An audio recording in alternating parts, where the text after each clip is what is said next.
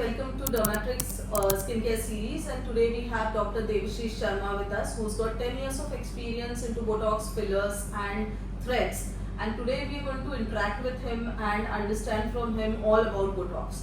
So I am super excited about it. I hope you all are also. So let's start with our first question, and a very basic question, doctor. What is Botox? So Shraddha, thank you for inviting me. Also, Botox is basically a protein which is derived from a bacteria which is botulinum toxin, and there are 6 types of it. The one which we use for our facial aesthetics is botulinum toxin type A. It's one of the most powerful medicine ever available on the planet. I was working out. Actually, someone told me that अरे Botox तो snake poison होता है. So could you just tell me? And I really got scared. Oh shit, snake poison in your face. I said. So how this misconception came into the market? Basically, anything which is a neurotoxin is compared with the snake poison, because snake poison is also a neurotoxin. Botox is also a neurotoxin.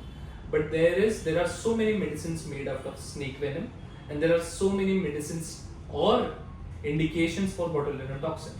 Both are neurotoxins, but it has to be administered, approved by certain bodies, and then it is used on human beings after so many trials. So it is not that you're going to die after getting Botox. Nothing like that happens. Also, Botox. Another thing that is, I've heard is, अरे Botox तो face को paralyze कर देता है, muscles को paralyze The करता है. statement is partially correct. It does do the paralysis, but only to the superficial fibers of your muscle.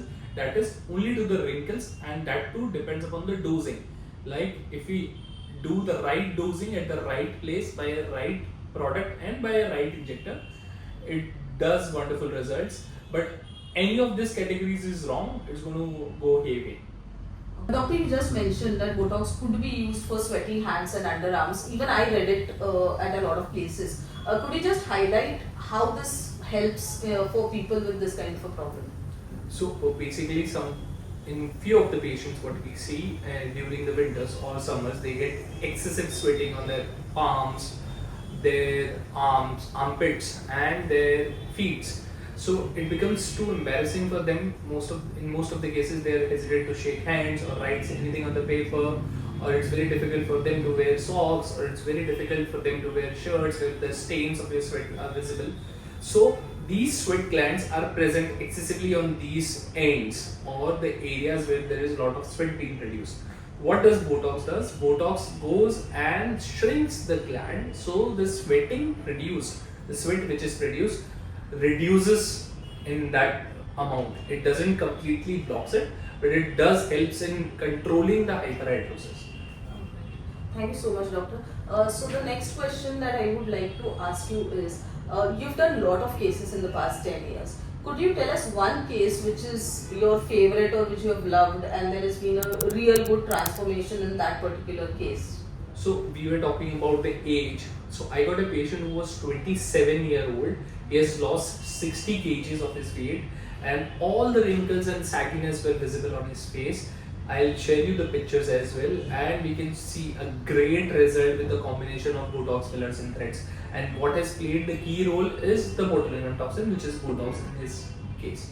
So which all areas did you use Botox for him, and how did you actually help him get that? So I used Botox on his forehead lines, frown lines, and the crow's feet lines. Okay, and threads were typically used for? Threads were used for lifting the face. So whatever sagginess happened because of the fat loss, we used threads to lift the face. Interesting. Do share us the pictures so that we could also share with the audience and make them aware on how Botox is not just for your wrinkles but also, beautifying your face and improving your appearance. So doctor, generally there is a very common thing in the market, people look at the price point when it comes to a particular service. So what is your opinion? Should people look at the price point when it comes to Botox, or the expertise of the person who's going to do the Botox? So for this, I'll just tell you in one line. Botox is not reversible. So it is not the product which fails, it is the injector who fails. So it is always better that you choose your injector wisely. It is not necessary that anybody can do Botox as same as an experienced injector, because it takes a lot of years of experience and expertise. Doctor, I've seen a lot of videos on Instagram where people have got these paralysis attack or some, blur movements or something like that. So, is it because of the wrong injector, not choosing the right spots to do the Botox or something like that? That can probably happen if you're doing it wrongly, or there are people who are self-injecting, and there are people who are just new beginners who are just trying to inject Botox. It requires a lot of study, it requires a lot of experience, lot of expertise, lot of training to do Botox. So guys, please always choose a best expert when you are going for Botox, and don't go for cheaper options just because you're getting it at a discounted rate. Because one wrong Botox, like the doctor said, cannot be reversed, and that could really ruin your complete face. So doctor, wedding season is there and there are a lot of grooms and brides who want to look good on the camera. So do you think Botox before wedding is a great idea or it's not a good idea? What is your opinion about it, and why should people go for Botox in case it's a good idea? It's a fantastic idea to do Botox before your marriage. One, you gotta look the best version of yourself. Secondly, no matter how much makeup you do, if you have wrinkles, if you have fine lines, your makeup is going to get or look more chalky. It's better that you do Botox and erase those lines and do a good makeup on it. And also, if you don't have wrinkles, it's better to do it for the face glow. How many days in advance do you recommend that they should do Botox? So Botox takes around 3 to 7 days to kick in, but there are always chances of tiny bruises or any erythema post the injections, which is very rare but can happen. So it's always better to do Botox at least a month prior, or bare minimum 20 days prior before your big day.